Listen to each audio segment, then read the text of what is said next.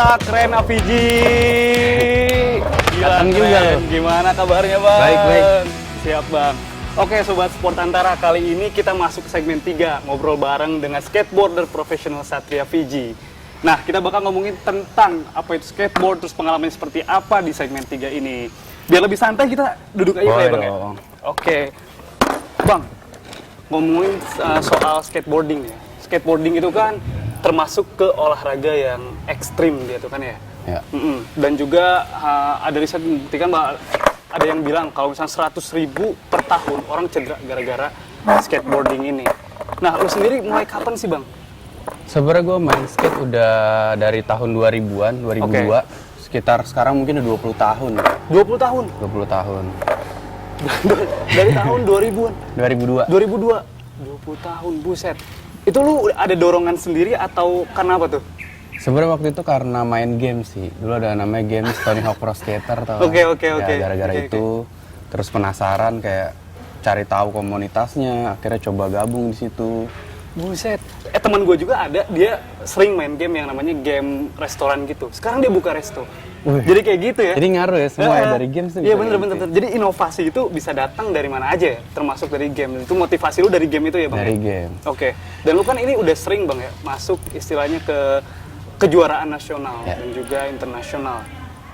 Ada nggak misalkan hambatannya nih dari lu tuh Bang? Kalau hambatan sih dulu kurangnya dukungan pemerintah sih, karena maksudnya masih kayak kita misalkan kalau ada pertandingan, pelatnasnya masih buru-buru, nggak mateng lah, karena pengurusnya juga waktu itu kan organisasinya belum terlalu bagus lah. Oke.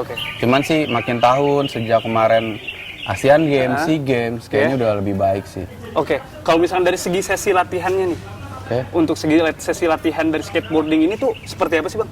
Sebenarnya kalau skateboard sih, karena ini olahraganya lifestyle ya. Iya, jadi kita nggak bisa yang kayak jam 7 lari, nggak yang kayak gitu sih. Iya. Lebih ke mood juga. Oh, berarti nunggu mood dulu ya? Ya, maksudnya kayak nggak bisa dipaksain gitu. Kalau misalkan olahraga lain kan kita emang setiap hari latihan. Kita tuh begitu kayak gituin kayak robot, sakit tuh. Oh iya? Jadi nggak bisa terlalu seperti itu. Oh, tapi lu ada latihan rutinnya nggak tuh? Tiap hari sih sebenarnya latihan sih. Kayak teman-teman juga banyak latihan sekitar 4-5 jam.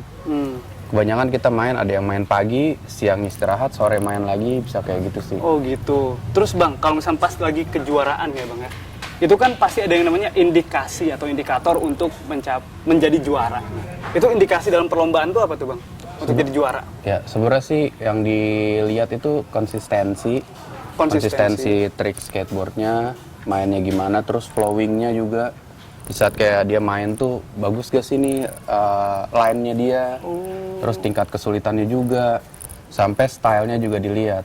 Stylenya? Jadi nggak cuman triknya bagus, landing, nilainya gede, nggak gitu. Tapi dilihat juga, stylenya asik nih landingnya, senyum atau apa gitu, kayak gitu-gitu sih. Oh berarti itu emang bener-bener lifestyle ya? Olahraga yang lifestyle gitu. Kan ini olahraga ekstrim nih Bang ya, lu pernah nggak cedera tuh Bang? Pernah banget lah. Pernah banget, sering ya? Sebenarnya kayak skateboard tuh hampir sama kayak bola sama basket lah. Jadi dia kayak ankle, biasa lah ankle. Cuman kalau gue sih sendiri paling parah sih dengkul sih. Dengkul? Ya jadi kayak ligamen robek gitu lah. Wah. Itu lama buat penyembuhannya. Kalau untuk pergelangan tangan lu aman tuh? Pergelangan tangan biasa sih, maksudnya nggak terlalu fatal gitu loh. Mungkin kayak orang cuman terapi atau ke tukang urut juga masih oke lah ya. Terus nih Bang ya, dari kan tadi udah sesi latihan ya Bang ya. Terus kalau misalkan lu awal mula pas mulai skateboarding ini, lu bisa tuh gaya apa tuh Bang? Pertama lompat sih. Lompat. Ollie namanya. Ollie iya benar. Itu tuh pernah dengar maksudnya ollie itu. Itu lu latihannya berapa lama tuh ollie itu? Kalau dulu gue waktu awal main di tahun 2002 tuh gue sekitar 3 bulan lompat. Karena kan kita kayak YouTube nggak ada apa ya, maksudnya nyari tutorial tuh susah gitu. Kalau VCD pun dapat, VCD-nya udah dibajak-bajak berapa kali. Bener. Dan itu lu dulu berarti kalau misalnya sekarang kan metode pembelajarannya lu bisa lihat di YouTube kan? Kalau pas lu dulu nih tahun 2002 pas mulai masuk ke dunia skateboarding, lu belajar dari mana tuh? Gue cari komunitas waktu itu. Cari komunitas? Ya jadi gue datengin ke komunitas, gue sempat main, ada komunitas waktu itu paling besar di Jakarta tuh di Senayan. Gue ke Senayan juga, ngeliat di situ, minta ajarin di situ kayak gitu. Dari orang tua mendukung Bang pas awal? Enggak sih. Enggak?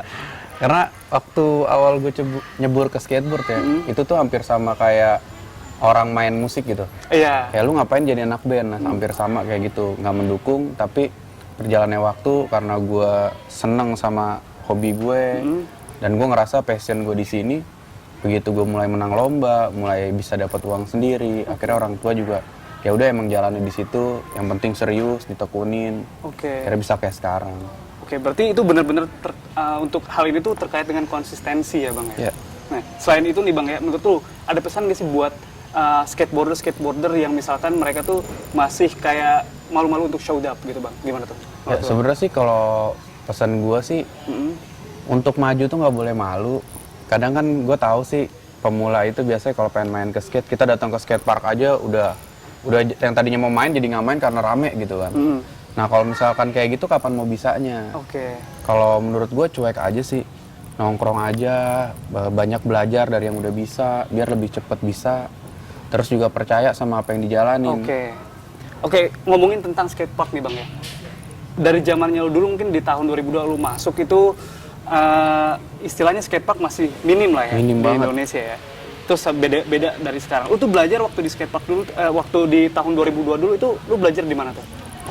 Maksudnya di komunitas kan di jalan-jalan kah atau di mana kah? Di gitu? jalan sih. Di jalan? Dulu belum. Karena zaman dulu skatepark tuh, kalau gue setahu gue cuma di Kemang ya. Oke. Pas gue main, dan itu di Kemang pun bayar. Oke. Lumayan untuk, lupa gue 20.000 atau 15.000 pokoknya. Oh itu bayar lu? Bayar, Masuk ke situ? karena harus bayar. Dan untuk gue yang sering main di jalan tuh ketemu skatepark kayak gini, gue juga nggak bisa main juga kan.